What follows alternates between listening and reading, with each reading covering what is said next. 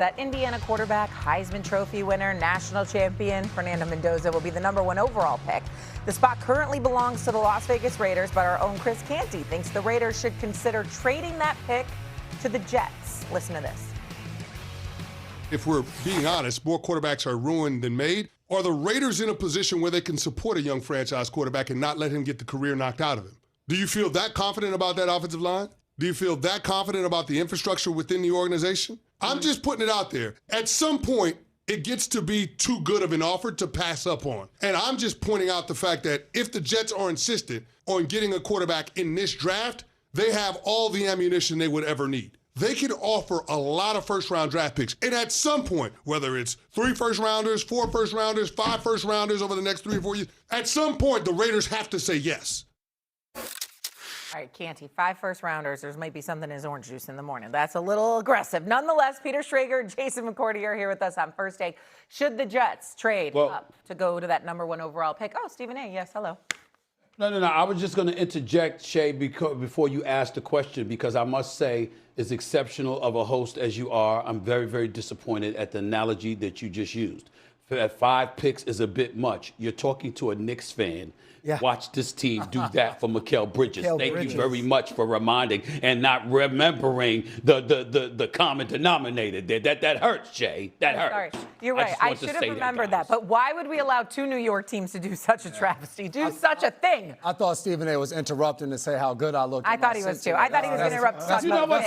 The suit, the double-breasted and stuff. You do look good, and I saw the shoes as well that you were rocking. I'm very pleased today, J Mac. At least you tried. Peter does too, though. I feel good. I always wear a tie. Orlovsky yesterday coming here like a slop. Right. Disgusting. Can't even be seen next to that guy. I actually love this trade for the Jets. Ooh. I think Mendoza would be an incredible piece for the Jets to build around based on where their franchise has been and where they want to go. They have the 2, the 16, the 33, the 44, and the 103 in this draft, and they have 2 firsts next year. So you have draft picks to spend. I look at Mendoza, the skill, the talent, we know that. That's fine. Whether you love him and he's Andrew Luck or you think he's solid and he's Matt Ryan, let's put that aside. Demeanor, personality, there is nobody maybe more suited for what this team needs in this market. Fernando Mendoza is not going to Carbone or the 86 or the Cornerstone. Fernando Mendoza is fine going to Olive Garden and walking around Times Square and like saying hello to folks. He's not going to be about the glitz and the glamour. He's not going to get caught up in this. He is all about ball, and he is so secure in his skin and so confident in who he is that I think the parallels for what he did for Indiana football, and Shay, you know this very well, taking a program that was 105 years of downtrodden football and lifting them on his shoulders. Is there anyone better suited for the New York Jets? What feels like they've been 105 years of downtrodden football and now take them on the shoulders. I actually think when you have all these picks and you have a first-round guy and he has won at the highest level of college and has taken a team that has similar parallels to what the New York Jets are, I love it. I just don't think the Raiders are going to be willing to budge. I don't think they're going to want to depart for him. Really quick, J-Mac, so what do you think it would take for them to move up? What would they have to give to the Raiders in order to swap I don't picks? think the conversation starts with 2 first-round picks. I think the conversation starts with 3 first-round picks. And now we're talking, let's at least let's at least have the conversation. It's a 1 quarterback draft right now, and Simpson is kind of a waiver. I think Mendoza is that guy and is that leader, and the Jets could build around him and sell that to the fan base and say, hey, look what he did at Indiana. He's going to do exactly the same thing here. And Mendoza will be nonplussed. He will not flinch, and he'll just say, let's go play football. I don't like it. And I'm almost surprised at you, too, in the sense of you love places like Carbone. That's how I live. My quarterback can go to Carbone as long as he's throwing for 3 touchdowns on Sunday. I don't care where the hell you go eat. But I'm looking at this, and you just said it, what you ended with, how bad the Raiders need and want a guy like Mendoza. I think to Canty's point, if you're Mendoza, would you rather maybe be with the New York Jets? Possibly. They have a better offensive line. If I'm the Raiders, I don't care about that part of it. For you, we need a quarterback. And I think because of the situation, it's going to cost the Jets so much. You said starting with 3 first-round draft picks. And I don't hear people mentioning Mendoza's name with those same thought processes of you just said an Andrew Luck, a guy that's going to completely change the franchise, not just make us good or make us relevant, but someone that you really feel is going to come out and be able to win you championship games, giving up all of that draft capital. If I'm the Jets, I'm looking at it. 5 first-round draft picks in the next 2 drafts. Yes, you can look at that to ante up and go for a Mendoza, but you also can be looking about the future. You have a chance right now to genuinely build through the draft. This is a defense that had 0 interceptions.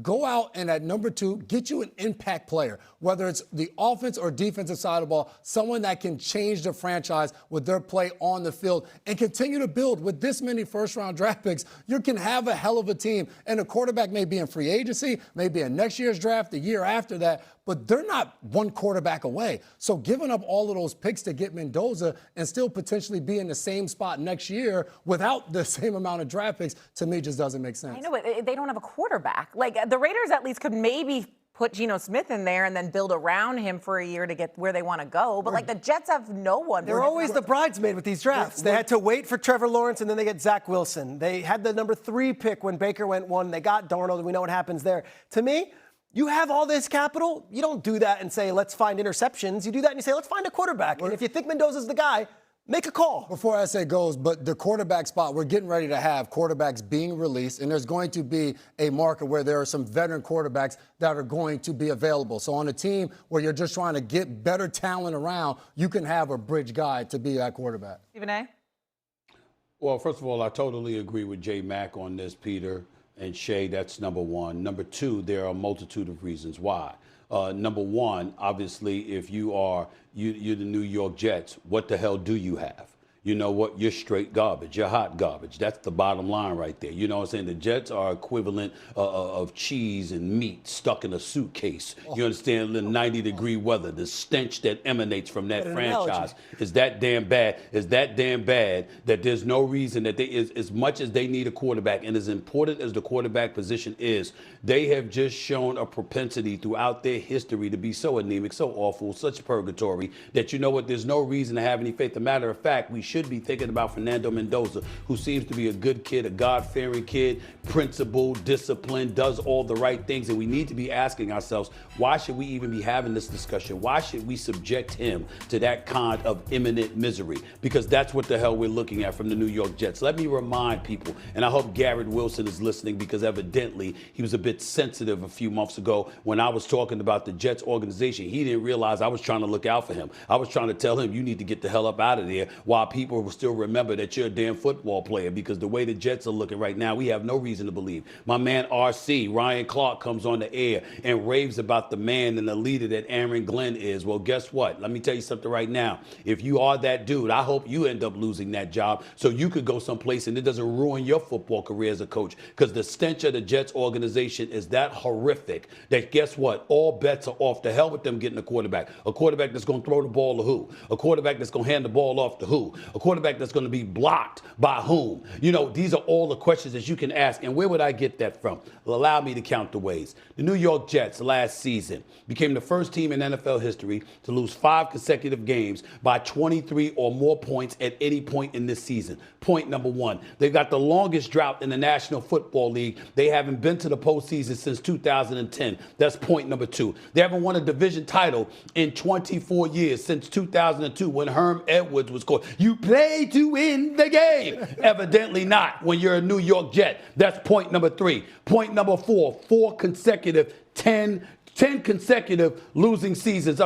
10 consecutive losing seasons. Point number 5, your coach in Aaron Glenn is your 6th coach since that time. This general manager, Muji, he's your 6th general manager since 2010. All right? You're talking about a team, only team with multiple top 5 drafted quarterbacks since 2018, and neither is still with the team, okay? And the reigning defending Super Bowl champion is somebody you drafted 2nd or 3rd overall. This is the same franchise that passed up on Dan Marino to pick Ken O'Brien. So their ineptitude, their misery, everything you want to call it has resonated since the 80s. There is nothing good about the New York Jets. The Jets are so bad when you're driving on the New Jersey Turnpike, you're wondering whether the stench is emanating from the swamps or from MetLife Stadium just because the Jets are there. That's how bad they have been. That's how awful they have been. You got an owner, Woody Johnson, that we would sit up there and saying to ourselves, what the hell does he have to do with politics? Why is he over being an ambassador to the UK? And then you transition to us saying,